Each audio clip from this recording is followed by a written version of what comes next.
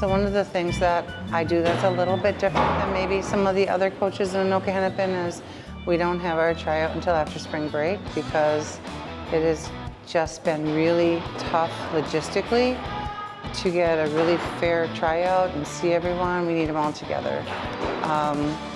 Spring break has just happened to be that same time as when softball starts for a little bit. So we started Monday, and we did miss a little bit of nice weather, you know, but if no one's here, that's hard. So I think that I'm doing softball year round. So even when softball's on nobody else's mind, I'm probably trying to fill a tournament. I'm probably trying to make sure my teams have games. I just found out like who has 4 teams, who has 3, what teams they have. So now we're trying to adjust that, trying to make sure they're all in some tournaments, just trying to get them their 20 games in, hopefully. And then gym space, there's a calendar that we all share and look at. I try to talk about the girls about doing the weight training leading into it. We always talk about faster, quicker, stronger coming into the season.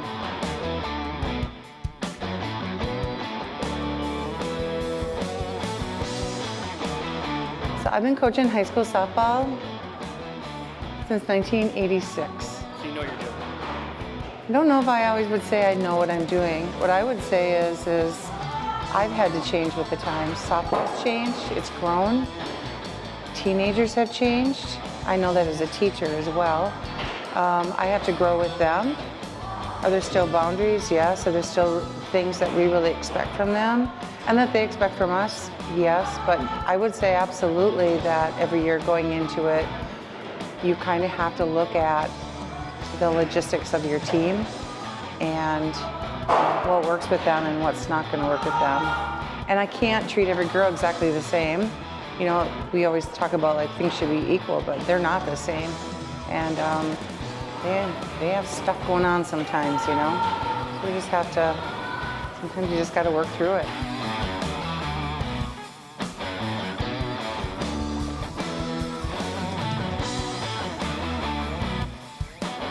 You go in thinking like, okay, like right now I would say like, okay, we're feeling pretty strong, you know, defensively. We're feeling like we need to get our bats going. We're feeling like, you know, who's gonna go where and who's gonna do what. And then you get into that first game and you're like, whoa, okay, well, we're not hitting too bad, but boy, our defense, you know, so sometimes it's like, whoa, wait a minute. Other times it's like, oh, wow, you know, but the thing is no matter what, you know, we work hard every day, you know, and the girls at Andover have been awesome about that. They want to, you know, they just love playing softball, and so they don't really get too upset about a little bit longer practice or Saturday practice or anything like that. Today will be our first day with our actual varsity and JV. That's who's here today. The JV coach will go like to the other end and we'll have this end. And really it's just setting goals, having one-on-ones with the girls and talking about their expectations and what our expectations are, team discussions, and then that's outside of what we do, you know, on the field. So really just working on making sure we're all on the same page.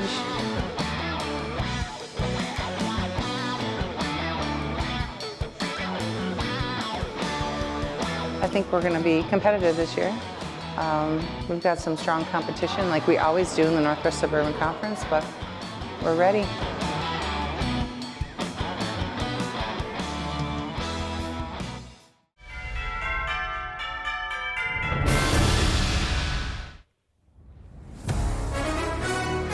It was the boys volleyball season opener, first ever boys volleyball match here on QCTV. And it was Irondale and Andover, and the Irondale Knights got off to a quick start and rolled to a 25-19 win in that first set. Amir Abdul-Minim did a really nice job at the net. There's Saj Shablai with the point at the net.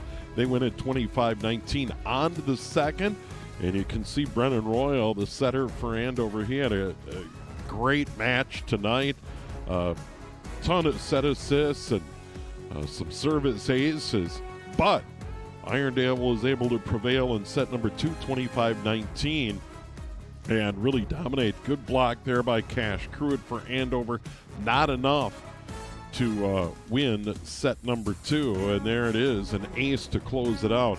And Irondale wins set number 2 here tonight. In the third, Andover on the ropes, down 16-11, down 2 sets to none, and they were able to battle back, and Gabe Blake over on the left side really did a nice job. Andover wins at 25-19. On to the fourth, and Andover just gradually pulled away in that fourth set. Blake, terrific over on the left side. Another assist for Royal. And also coming up big in that set was Alex Kopetsky for the Andover Husky. And, of course, Braden Roseland. They win at 25-17. On to the fifth. And Andover was really in control in this fifth set. Blake again puts one away. Here's Abdul Minim. And then Blake seals the deal there. And Andover wins that fifth 15-10 and wins it tonight 3-2 here on QCTV.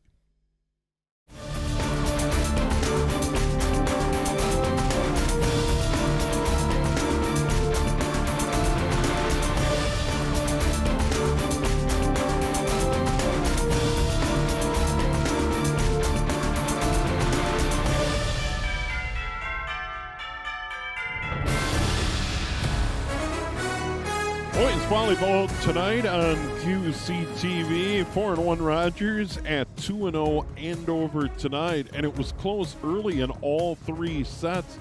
Nice swing over there by Gabe Blake.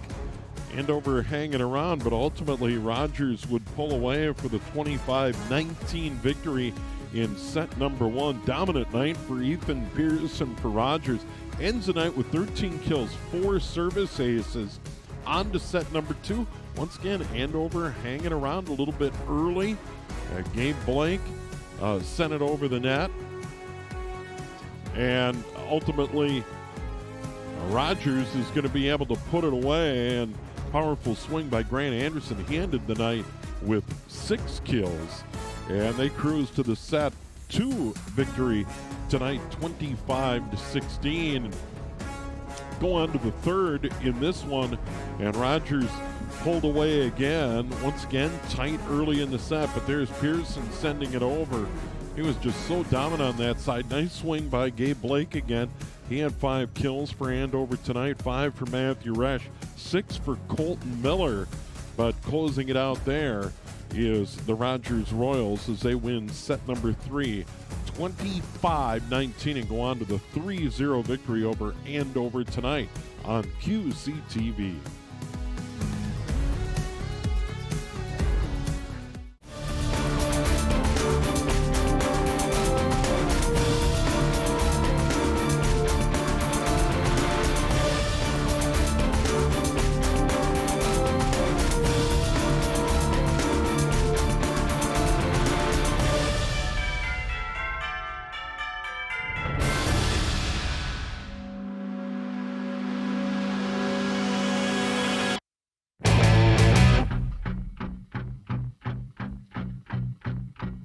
So we have a lot of strengths. We're a pretty senior-laden group, a lot of returning starters. We produce runs when we need to, and we make plays when we need to. I think we do really well at working together and competing together, having good communication. And I think we have the team to win state this year. One thing we can improve on is just not getting down on ourselves when we're down in a game. And we lost by 1. It was a very close game, and this year we'll definitely get them in that championship game.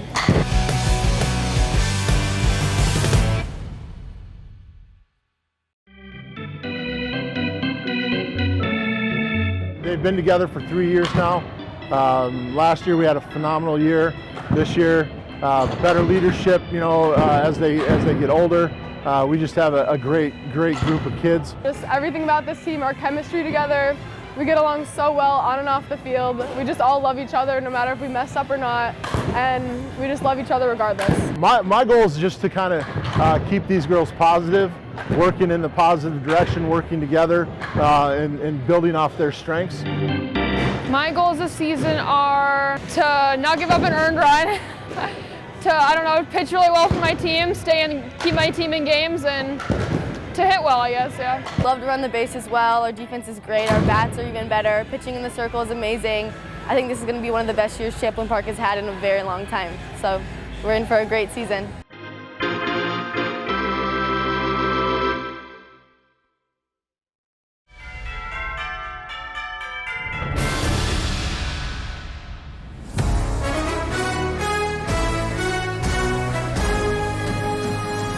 Robbinsdale Armstrong Falcons visited the Tornadoes on Thursday afternoon. Girls High School softball on QCTV. Ned Wade Long, 6 spots, a grand slam in that first inning, and a total of 6 runs produced by Robinson. Armstrong gave them the early lead, reciprocating with one of her own. Jordan Jones cuts that deficit, continuing to battle after battle and after at bat, and Jones goes yard one more time. 2 home runs on the afternoon and some clutch hitting done well. This game, a 3-run lead, 9-6, and heading to the bottom of the 7th. Down, no, but not out. The Tornadoes battle back, down by 3, and they come back on this clutch play and hit to be able to tie it up at 9-9 as they take it to extra innings, and continuing to bring the runs in here in that bottom of the 7th to extend play. This is sacrifice fly, and this allows the Tornadoes to play another couple of innings. Bonus ball, and into the 10th inning we go. A leadoff hit by Frecking in the bottom of the 10th. Finds her way to first now. Scrambles on a gap hit, a game-winning gap hit by Sophia Engelter. She gets the game-winning hit. Frecking crosses the plate, and a huge win for the Tornadoes. 10-9 win in 10 innings.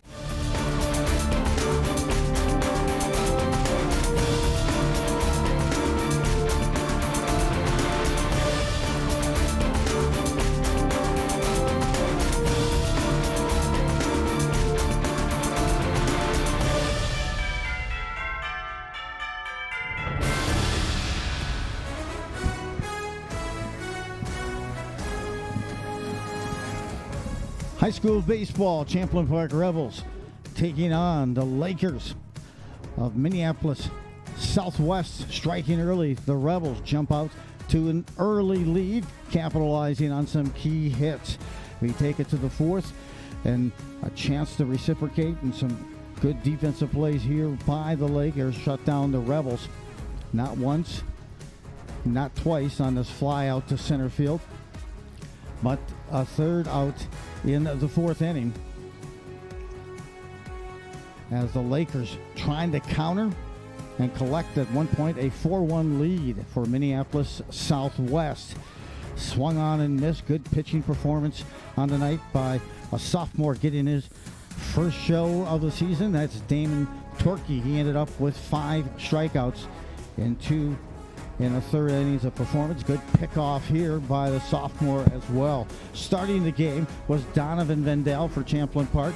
He went 4 innings and struck out 11. Meanwhile, in the 6th, they overcame the deficit. The Rebels continued to stack some runs and put up a crooked number, and that a hit by Sandell ended up to be the game-winning knock and the RBI to put them up by a mark of 7-4. They took that 3-run lead to the 7th inning and continued to try to bring it. Hench comes in to try to shut it down. There's a late play, getting the run in, cutting that deficit to 7-6. And then here's a hard struck ball to second. Sandell, not only the game-winning RBI, but the final out of the game, the first to put down the Southwest Minneapolis Lakers. Champlin Park takes home a 7-6 win and move now to 2-1.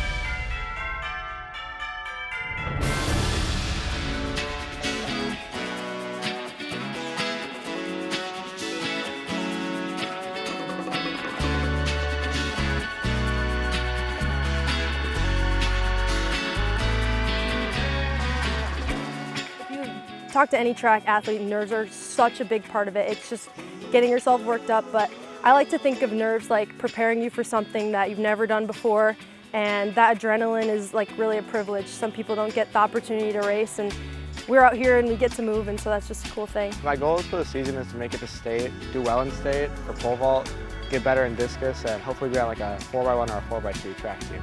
It's definitely a team sport. Talking about relays, you have to make sure your teammates are in the right spot, and you have to have the right team chemistry in order to pass the baton in between everybody. You also want to help your teammates while you're running, uplift them before the race, and after the race, you know, be with them and congratulate them after. I joined to get better and faster for soccer, which it was my main sport. But I either want to run in college or play soccer in college. I'm not sure yet. Track and field helps me in football and basketball by helping me pace myself and learning the correct running form. I think my goals mostly are just to kind of have fun with all my friends. Like, I'm a senior, it's my last year. Like, it was a lot of fun last year when I was a junior with those seniors, and then now that I'm the senior, kind of like making a relationship with the underclassmen, like hanging out with my friends, just kind of enjoying my last couple months here. My name is Ellie Fields. Cameron McGully. Sam Audet. Isaac, Junior. Peyton McKnight. Ava, I'm a junior at Andover High School. I've been running track for 4 years. For 4 years. For 4 years. Since elementary school. Elementary school. And this is my 3rd year running track.